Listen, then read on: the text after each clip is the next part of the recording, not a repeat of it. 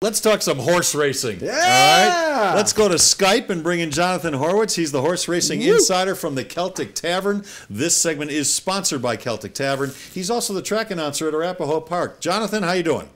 Hi, Les. How are you doing? Doing just great. Jonathan, Arapahoe Park, is Arapahoe open yet? The track opens for training on April 23rd, so the horses are just about to start arriving, and then the live season starts May 22nd. Jonathan, tell him, you and I talked last week at this time. We've already discussed this. I'm sorry I missed it, Jonathan. People who weren't here. Jonathan, for people who also don't know, can Google him. And the Denver Post and Terry Fry wrote a great story on Jonathan and his varied background. And he's going to end up, the Triple Crown's coming up starting with the Kentucky Derby in less than a month. And Jonathan will someday soon be the track announcer at those three tracks. Belmont, he'll be at Pimlico, and congratulations, Jonathan. I had no idea. He hadn't gotten the job yet. I'm saying he will get the job. Is there going to be another dollar bet on that? Yeah. Oh, I'll bet you $1 on that. We'll get back to you. Yeah. So in regard to what you've heard about the horses that are arriving, and we should mention that it's not all thoroughbreds. We've got Arabians, we've got Egyptians, we've got horses from France, we've got horses from the Far East and the Near East.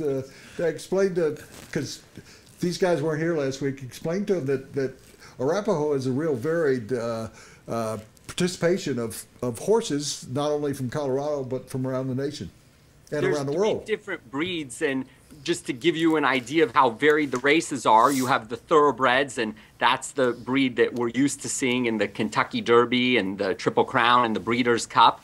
And in addition to the thoroughbreds, you also have the quarter horses, and they're straight up sprinters. They get their name because their best distance is 1/4 of a mile. So they just go like drag racing straight up the home stretch, and the races are over in about 15 or 20 seconds.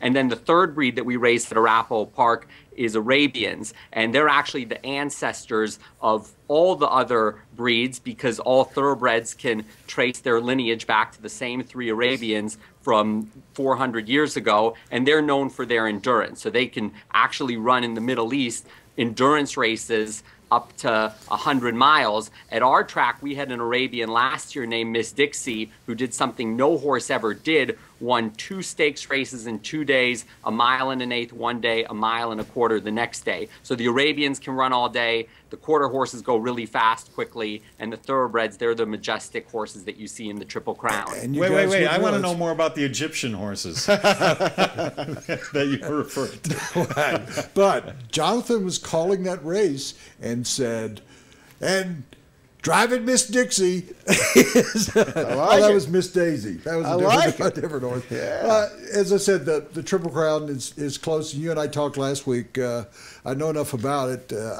You didn't know. I think I mentioned to Jonathan last at the Celtic Tavern for the Derby. Whoever is the best bettor of the day gets a special edition bottle of Kentucky bourbon. I've won it 2 out of the last 3 years, so I know a little bit of what I'm talking about. Yeah, because 3 years ago I won several $1,000s, so a small bet. But Jonathan, we talked about it last week. Florida Derby, the California Derby, the one that I pay a lot of attention to, the Arkansas Derby. I love Hot Springs. I love that track. We're getting into the prep races, if you will, and prep derbies that are going to influence people when we get to the Kentucky Derby. Is that not the case? And the race that you like, the Arkansas Derby, that was last Saturday, and that was probably the most impressive of the performances of the 3-year-olds getting ready for the Kentucky Derby. That was a horse named American Pharaoh, who was the 2-year-old champion last year, and he just dominated the Arkansas Derby last weekend. Wasn't even asked, won by 8 lengths. He's probably going to be the Derby favorite just based upon how easily he won that race and the turn of foot that he had at the top of the stretch that no other 3-year-old seems to have been able to match to this point. Yeah, what about what is left on the agenda of the prep races, the derbies? Forgive my stupidity here, but the Louisiana Derby is always something that people look for, and the one that's in South Florida forget, the Florida Derby?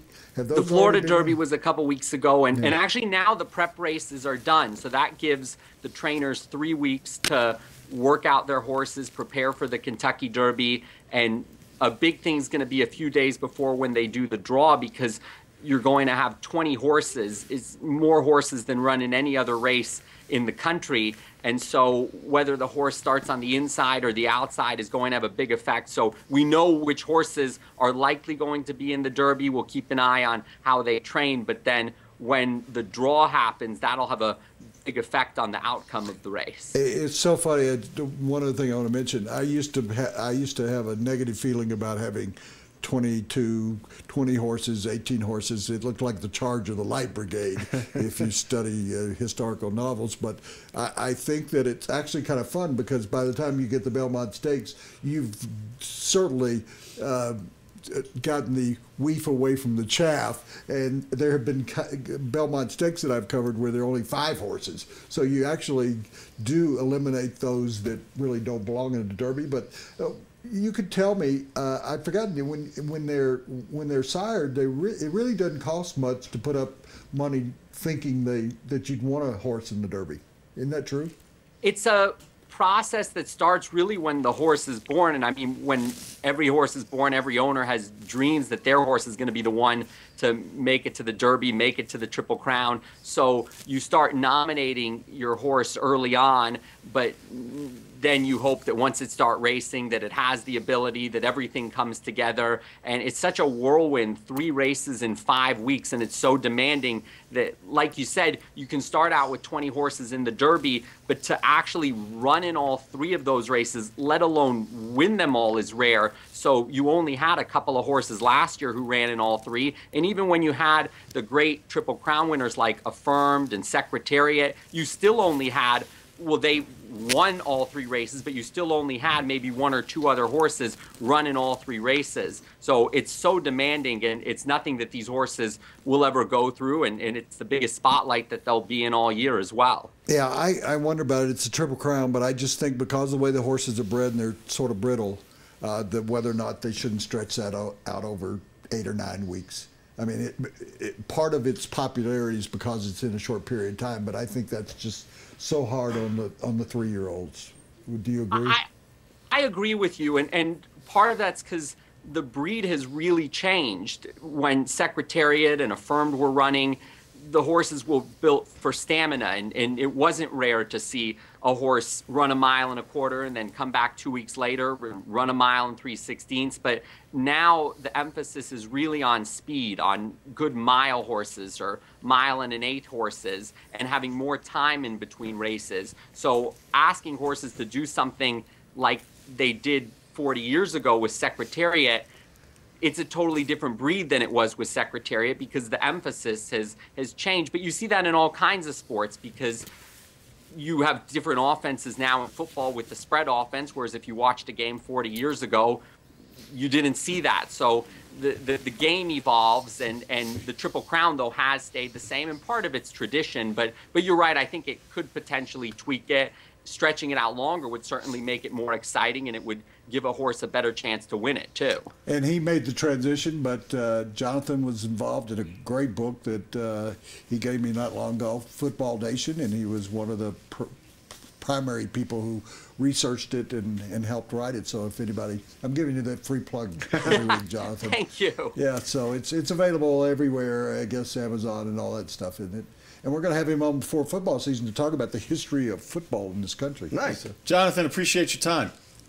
Thank you. Nice talking to you. All right, Jonathan Horowitz. He is the horse racing insider. And Jonathan, presented by the Celtic Tavern, where you can bet daily on off-track horse and dog racing. Yes, they've got OTB at the Celtic. Watch live and bet daily and sip from a selection of more than 350, well, 349, because Woody got to one of them. It's just 2 blocks west of Coors Field on Blake. We're talking about the Celtic Tavern.